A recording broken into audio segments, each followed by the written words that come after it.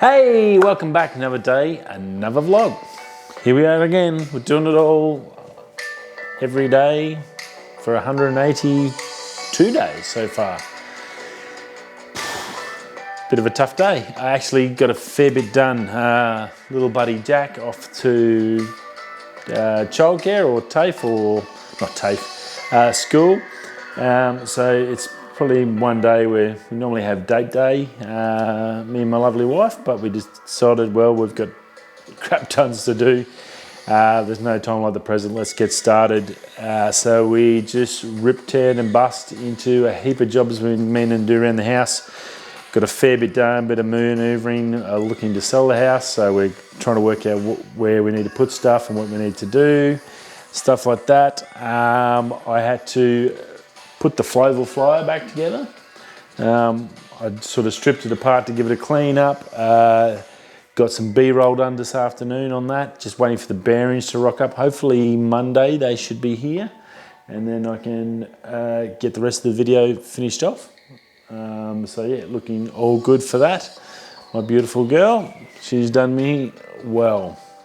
So yeah, that's going really well. Got a heap of footage done today. I was pretty happy with how that turned out. Still got some more stuff I want to shoot on that. To get that, I want to obviously make it as professional and as best video as I can, to help out these guys that have supported us for the last couple of years. And it's very rare nowadays to get a sponsor when you're a little guy, especially in the fishing scene. It's very, very tricky. I'm sure you guys, if you are in the fishing and you go to look for sponsors, how hard it is to get someone to actually, I guess, even reply to an email. I think last year when I did it, I probably sent out at least 100 to 200 emails to different companies. I thought I'd put together what I thought was a decent sort of a scenario or a package, and actually, Boca Bearings were the first ones to come back and say, yeah, we're keen, we want to support you, this is what we can offer you, and we're super keen, let's do this. So like it's been a very great friendship between us and Boca, or for myself at least. I even like just dealing with the guys. They're a big company. We're a little channel, we're a little fishing team in the middle of Australia. We do a barra tournament once a year. We try and get the message out to everyone we can about them. I use all their products and I love them, so that's easy. And I tried them first, I guess. I tried them as soon as they said they were keen. I ordered some and put them into my reels, and I loved them. So it was easy in that regards, but it's still to get someone that actually cares about a little person. It's pretty fantastic. So I have no hesitations when they come back to this year and say maybe we can do a video or something together as a thing, do a sponsored video for a change on another different product. I said, yeah, love to help you out. And I think that's what it all comes down to, especially on YouTube.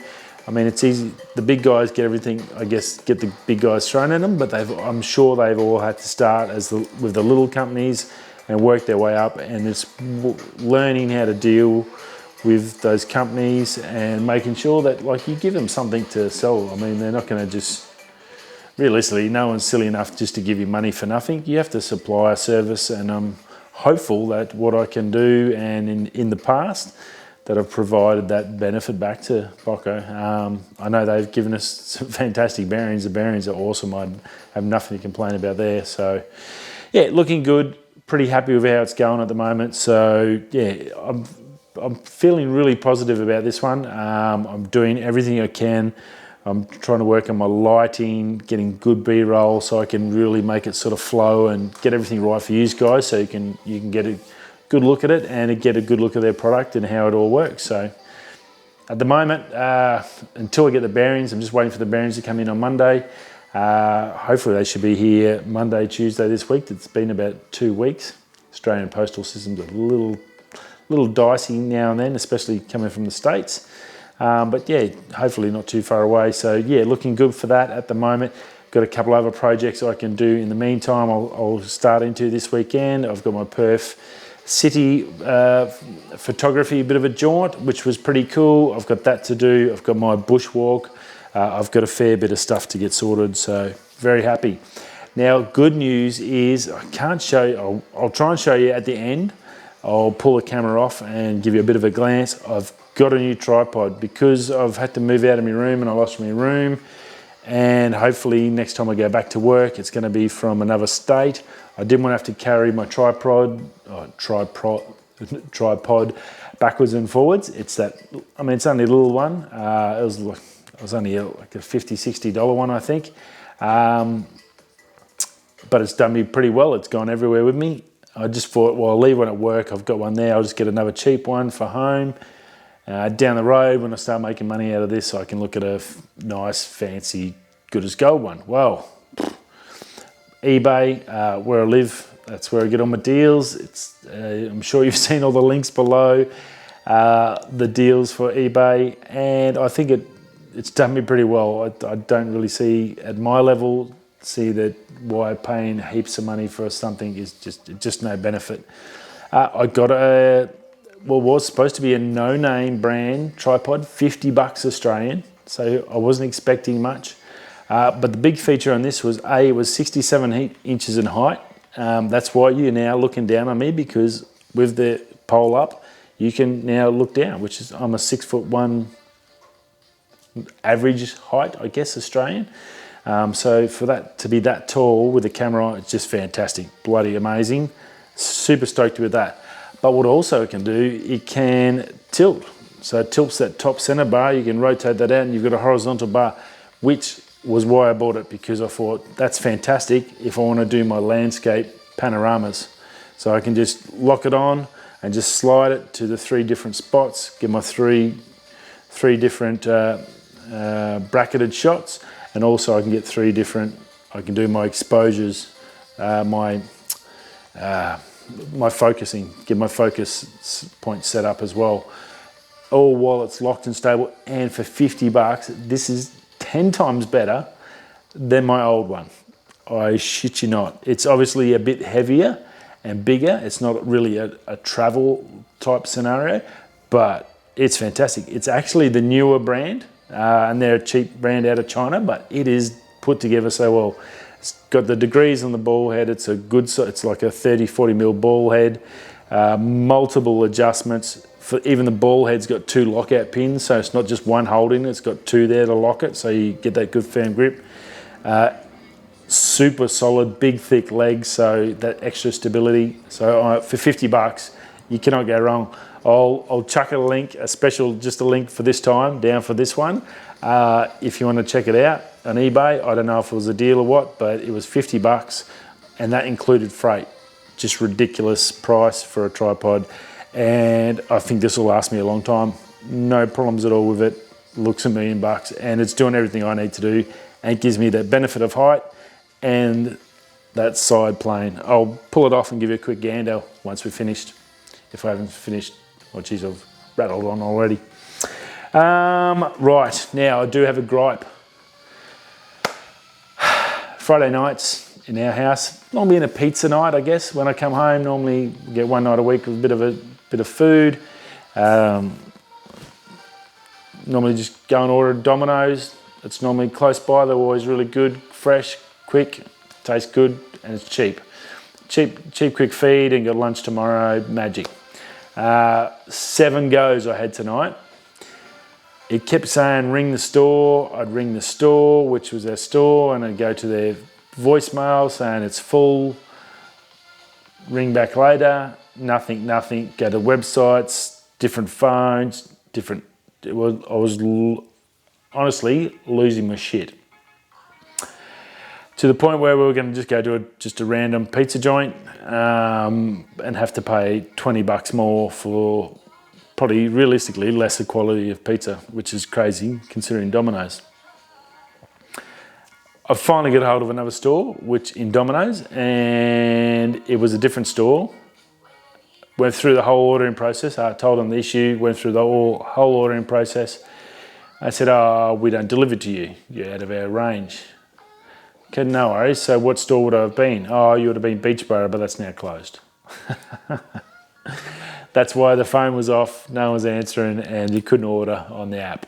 So Domino's, if you're listening, you're a bunch of dickheads. If a store closes, do something on the friggin' app so we don't get shafted around. I wasted 40 minutes trying to work out how to get pizza from your friggin' app, and you shafted us hard. You're done. Firstly, I can't even order from you anymore, so it doesn't matter. You've just lost our business. B, you pissed me off for 40 minutes. You're done anyway. So we're just going to have to find a different pizza store. I've tried Pizza Hut before, but it was pretty average. The pizza we had tonight was pretty average. So if you've got any good pizza areas in the Caversham area, let me know below. They're much appreciated. But yeah, Domino's, big bag of dicks for you. That was pretty piss poor. Anyway, that's my gripe. That's my vent, I guess. I was not happy about that. Rightio, Flickr. I've heard of it, but I've never really sort of enveloped in it. It's probably in the last 12 months that my photography's got to the point where I've thought about that and thought about doing a website, and I've got that enthusiasm again, which I had 20 years ago as a student in high school when I learnt photography in a dark room doing film and developing my own films and doing the whole process. I was fully addicted then, and I sort of guess I walked away from it because it was my next level from high school was to go to university, and I think I looked at it, it was in Sydney, and I talked to the old man, and he actually didn't laugh at me. He was pretty good about it. I said it was going to cost 50 grand a year. Was it 50 grand? No, it was 20. I think that's $20,000 a year to just go to university to study photography. Or I can go do an apprenticeship. Well, I'm here, so I went and do an apprenticeship. I didn't become a Sports Illustrated model photographer I wanted to be, or National Geographic. I became a diesel mechanic. But now I've sort of got that love again. Flickr, it's a website that does about photography. They've just upped their charges. So if you are on there, you probably know about it. The pro rates have gone up to, I think, $9 a month or something like that. So it's about 60, 70 bucks a year. It allows you, from the video I watched from the Art of Photography, he's a really good channel, pretty in-depth, very technical-minded dude, very switched-on photographer. He talked about it used to have a really good community aspect. It's been bought and sold a few times. Yahoo bought it and basically turned it to shit. Then Verizon bought it and tried to patch it up and turned it to shit. Another group has just come on and bought it in the last 2 years, and they're actually a small company and they're trying to do the right thing. In the last 2 years, he said it has got a lot better, and they're trying to do the right thing by photographers and get create that space where you can, I guess, show off your passion. And I think that's what it's probably all about, really. My confusion was I went and had a look at it and thought, right, I'll go and check this out. This might be a great place. Or maybe I don't need a website. I can go and start here before I go to a website. I do want to do a website once the channel gets a bit bigger, and so I can start selling prints and bits and pieces, but I think we're a little bit ahead of ourselves there. So I thought this might be a good place to look at it. I've looked at other ones and it's all advertising and not really my bag, I guess. But yeah, it didn't really explain too much about it. It gives you a free trial, so you had to go and sign up and do it. I didn't want to go and sign up and do that. I just wanted to read about it and see what it was all about. But yeah, so if you are on Flickr, obviously the prices are up. If you've had experience with Flickr, let me know down below what I should be looking for, what it's all about now, and how if I'm going to get into it, is it worthwhile, and how do I get the best out of it, I guess, to understand it. It would be much appreciated.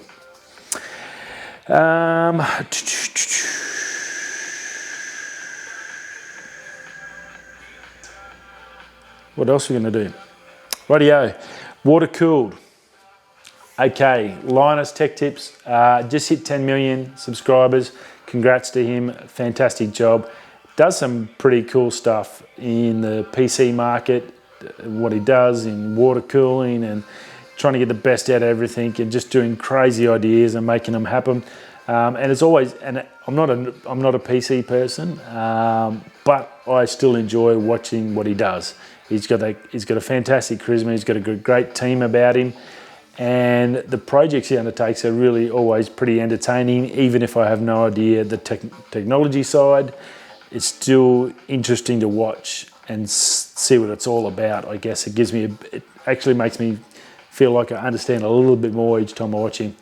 8K, apparently about 12 months ago, he said he was going to water cool an 8K camera from Red. Red are well known in the photography circles, so this garnered my interest excessively. So I went over to watch it. It looks like it's a couple of stage videos, but if you are interested in the camera side and video, obviously, and a Red fan, go check this out because it looks like he's got it done. It's a pretty wild setup. It's got a little radiator on the side of this Red with some just tubes hanging down. Performance benefits, I guess we'll see in the second video when he finalises it all and walks us through it all once they get it all. But they've had to basically make custom cooling blocks, cut cooling fins. They've stripped down the whole camera and basically customised it to no end to make this.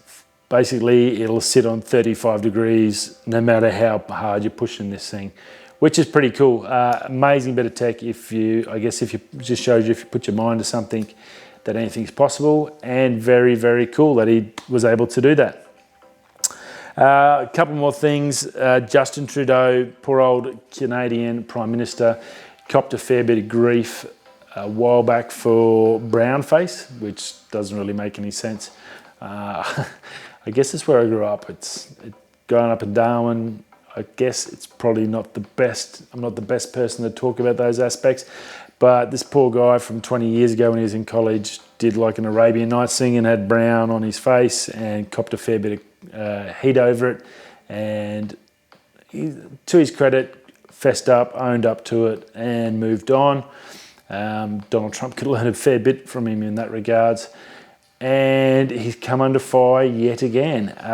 Now you've gone from brown face. Now what's he has done this time? He bought the wrong donuts for a meeting. He had a big meeting with his staff. Thought he'd do the right thing, go get some donuts. Went to a local shop, a local Canadian shop, where Canadians making their own donuts. These fresh, really yummy donuts. Make them with their own two hands. All the money stays there in Canada. Bought a shit ton of them. Took them back to the cabinet. Obviously on Instagram, got caught in the press. Well, all the scumbags of the interweb got on there and sprayed him for not buying. Who was it? Oh, Tim Hortons. Because they're the cheaper brand. He's bought the expensive brand. Because they're local, obviously they have to charge more for wages and everything. They don't have the big company values. They cost more, so he got sprayed for buying the cheapos, not buying the cheapos from Tim Horton, which is a massive billion-dollar multi-corporate entity, which probably most of the money goes to the US, I'd say. So I thought that was pretty darn ridiculous. I do feel sorry for him on this one. Other one, look, he made mistakes and he fessed up and he apologised, and that's fantastic. But this one, you got to call this shit out. That is absolute crap. These people need to get their heads just red hard. You need to get over yourselves. That's just crap. Like, if you're picking on people on what food, he bought local, which was fantastic. I'm like, well, what's wrong? Yeah, it was pretty befuzzled to hear what they were whinging about, and it just shows you that people just have got nothing better to do than to whinge on the web. It's a bit sad, bit of a sad state of affairs, I think, that there's people out there that just enjoy hate, spreading hate. It's not good. Not good. We don't need it. Doesn't matter what. Even if you don't like someone, I mean, we all get to it. We all work with someone we don't like. Everyone. No point in life you're gonna love everyone. That's just an impossibility. But if you're going out to purposely hate someone, it's pretty sad, I think. Mind you, I've had a couple of people who have thought about it, and yeah, there's probably a couple who I don't get it, and they're probably the same about me. But whether you do something about it and go on and spread it, it's a different thing, I guess. So yeah, very unusual, and yeah, I do feel sorry for him, and the donuts actually look pretty good. I'm sure they tasted awesome, and he's probably laughing about this because what else could you do? Last but not least, finished strong for the night. This quick 20-minute video. Wow. Tinder has upped their security measures for you Tinder users out there, so that's great news. Now it requires photo verification of you to obviously get access to the site. They've put in a panic button, much like Uber's just put in a panic button. So if you're on a date and the guy's a bit seedy, hit that button. You've got a panic button. Also, it will call police to your exact location. Obviously, you hit that panic button, you're scared, something's gone wrong, whatever, it's turned to tears. Hit the panic button, the cops know exactly where you are, get to it. Obviously, you've got to still have access to your phone and get that, but it's an option, it's good, it's great to see them being proactive and give those people, I'm sure there's a lot of seedy people. I've never used it, I've never really been single while it was actually one of those things that was being used. I guess I'm showing a bit of my age there. But yeah, so it's good to hear that. And like for friends of the family who've got young kids and sons and daughters out there that use these things, it's an option to sort of keep yourself a little bit safe. At least they know, then they know who you're with, what's happened and what's going on. So these people that are doing the wrong thing can get caught and be made accountable. So yeah, very good work, Tinder. You know, if you're out trying to get a bit, the last thing you want to do is get a bit. So that's good. Stay safe. And look, even without an app, if you're going out on one of these dates, let your best mate know, your girlfriend, your best mate, your mum, dad, whatever, just tell them what you're doing and where you're going. As in we used to do as a kids. Without phones, we had to tell everyone what was going on. It's always a good option. That's it from me. Another day, Friday. Friday night. That's it, done and dusted. Hope you've had a good Friday. Work wasn't too hard. The weekend's here. If you're out celebrating and partying, enjoy yourself. Stay safe. Don't drink and drive. And look after your mates. And I'll see you all tomorrow on Saturday. Anyway, if you're going that way or that way, we'll see you all tomorrow. Peace.